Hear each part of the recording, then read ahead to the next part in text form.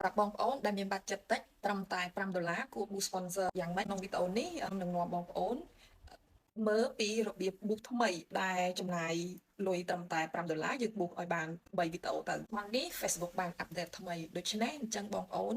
នៅពេលដែលមានបាត់ចិត្តចាប់ពី$5ឡើងគួរតែ boost Facebook 3វីដេអូឡើងដើម្បីដល់ភាពចំណេញទៅដល់ business របស់យើងអ្នកខ្លះទៀតគេហៅថាសាសនេះគឺជាយុទ្ធសាស្ត្រ boost AI ក៏ប៉ុន្តែសម្រាប់ខ្ញុំហៅយុទ្ធនាការ113ឬក៏ ABO ពាក្យពេញរបស់វាគឺ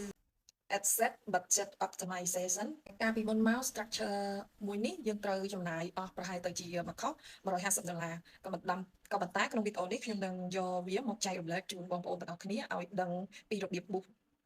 113នេះតងទៅនឹង boost ABO វាមិនពិបាកអីប្រហែលទេនៅក្នុង structure 133ឬក៏ ABO នោះគឺគ្រាន់តែបងប្អូនមាន ad creative 3នៅក្នុង asset 1នៅក្នុង campaign 1ហើយអត្ថប្រយោជន៍របស់វាគឺវាយកវីដេអូ3ហ្នឹងគឺយកទៅដាក់ប្រកួតគ្នាមួយណាដែលមានភាពទាក់ទាញជាងគឺមួយហ្នឹងវានឹងរុញទៅដល់ audience កាន់តែខ្លាំងដល់ពេលអញ្ចឹងវីដេអូ1ឬក៏2ទៀតវាអត់សូវបានជំរុញទេវីដេអូដែលជំរុញទៅដល់ audience ហ្នឹងគឺអាចទៅដល់អតិថិជនចំគោលដៅដែលយើងកំពុងតែស្វែងរកពីព្រោះបច្ចុប្បន្ន AI របស់ Facebook វាធ្វើការបែបជាប្រភេទ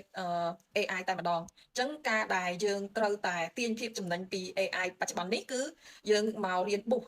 113ឬមួយក៏ ABO ឬអ្នកខ្លះទៀតគេហៅថា boost AI តែម្ដង AI របស់ Facebook វានឹងរុញ content ណាដែលស័ក្តិសមបំផុតសម្រាប់អតិថិជនគោលដៅយើងជា